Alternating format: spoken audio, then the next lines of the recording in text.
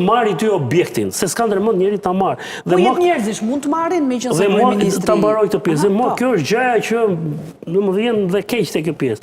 Sepse ai që thret protestën, në vetë ka thirrur aty për demonstruar forcë e para. Të najsin, po mlefin. Por demonstruar forcë aty dhe e dyta për t'i çuar një mesazh qeverisë.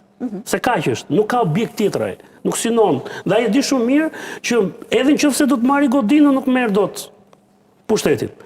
Por nga ana tjetër nuk e kanë plan, sa duket ashigare që ata se kanë plan ta kalojnë gardhin. Vinë aty, hodhën ato. Po ato momentet kur këto bomba molotov le të themi shpërthyen tek këmbët e policëve dhe protestuesve. I vetmi efekt aty negativ i kësaj regjisë madhe, dikush është që mund të rrezikosh jetën e qytetarëve. Sepse në vetvete, ai kapsolli që është lidhur mbas atij bidonit plastik, ai e shpërthen lëndën eksplozive dhe ajo përhapet. Dhe duke përhapur mund të kapi ty në pjesë të zbuluara të trupit dhe dëmi që ti merr mund të jetë jashtëzakonisht i madh. Ai mund të ndodhë atij që hedh vetëm, mund të gabimisht mund të ndodhë edhe atij që hedh. Dhe pra rrezikohet jeta edhe atij që hedh, pra edhe protestuesve, po edhe policisë. Dhe nëse policia pastaj, se policia është stërvitur aty, nuk janë protestuesit. Policia është përgatitur që ta përballojë dhe sulmin dhe të minimizojë dëmet. Godina suvatohet prapë. Ne kemi parë godinat, dhe kur janë djegur. Godina me remetohet, i vendosim dyert, xham. Jetët njerëzore janë të pakkthyeshme dhe janë pa çmim. Dhe ato janë shumë të rëndësishme për të ruajtur. Shiko, ajo që ndodhi atij kameramanit. Kameramani 24. 20 vjeç është ai djali. Unë e kam parë që fëmijë atë. Pra, ajo që ndodhi, ai 20 vjeç e pati mundësi të hidhej. Po t'ishte një në moshë, kryesisht ne kemi kameraman në moshë të madhe atje, dhe kur të vjen gjithë ajo se ai nuk është përgatitur se si do të sillet me atë nivel sulmi dhe rezistenti që i vjen. Po mirë tani, po këta që i hedhin janë përgatitur? Po që përgatitur janë ata, se në momentin që ata e hedhin, për ne po them, vendosja e kapsollës, që ishte vënë herën e fundit, se herën e kaluar nuk ishte kapsolla. Më tepër ka këta efektin ndriçues, dhe ti ke parë media ndërkombëtare kapin më njëherë të plan. Që dje i pushtoi media. Mediat e kapin më njëherë, dhe ky është një nga objektivat e përdorimit të tyre. Por në vetvete, nëse ti ke ndërmend një sulm përballje frontale me policinë, nuk ka rënë 10 veta, me 15 veta. Thash, në janar ishte shumë i madh numri i njerëzve që ushtruan, prandaj policia e la sheshin se përballon dot. Në ngjarje. Aty dhe uji nuk nxirrte. Kurse në ngjarjen e djeshme, historia shkon pastaj. Kryeministri që flet sikur e kanë raportuar ngjarjen nga Hana, se ka Berni siç e ka ndodhur aty, dhe ai merret me plako thotë se ç'pun ka, ose ti po flet për pasojat e protestës. Tani po ndjekin, thot ai atë të rrjedhurin. Ata dalën në krahatim thonë ka rrjedhur ky. Në fakt, fati i madh i kësaj qeverie është që ai sheshi aty, mbushet një herë siç duhet mbushet, dhe ta marri përpara.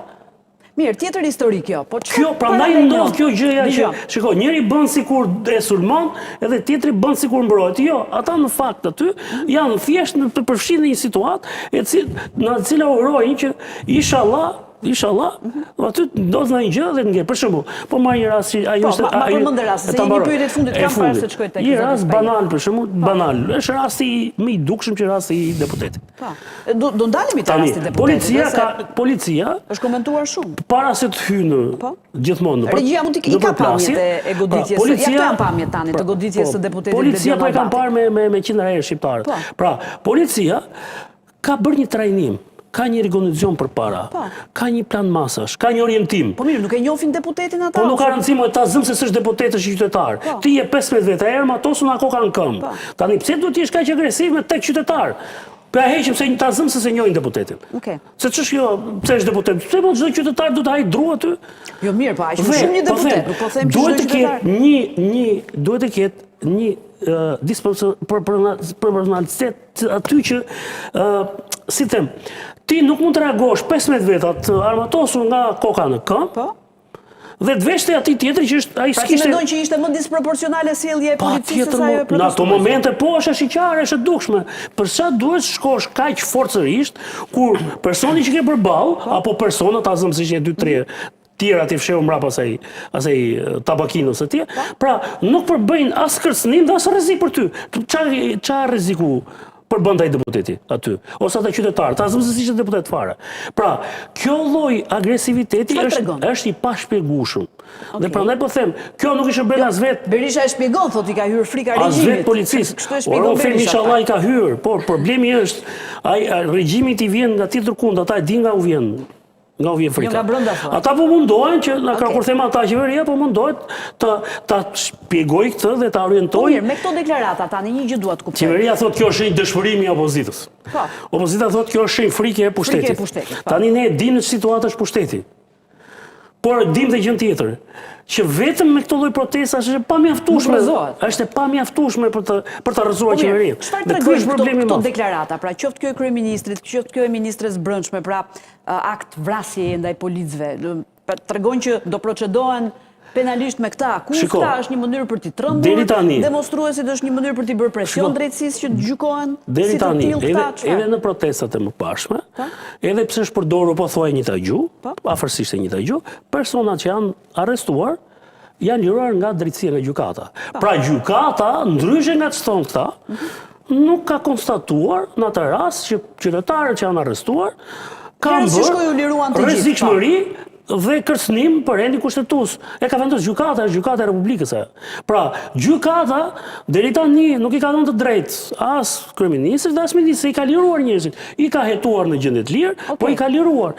Ndërkohë, në rastin e fundit, palët mundohet të kapen mbas bilancit. Por thash edhe një herë, në një situatë ku kemi protestues dhe polici të stërvitur, pjesën kryesore të përgjegjësisë e mban policia, sa ishi i trajnuar dhe i stërvitur për të përballuar atë situatë. Pra, polici është i mbrojtur, është me skafandër, është me mburoj, mund t'jetë dhe me jelek brenda, është me pajisje kundër gaz, pra është i trajnuar. Protestuesi aty mund t'jetë sepse në një grup, mund t'jenë 100 persona, njëri është aktiv, po ti tani të 100 ata personat, qytetari thjesht, familjar, mund t'jetë me vajzën, mund t'jetë me motrën, me vllajën, me një cumur aty. Pra që ka ardhur protestoj, si çdo njeri në plan, ka të drejtën e protestës. Nuk mund të reagosh në atë lloj forme, kur ata nuk përbëjnë kërcënim.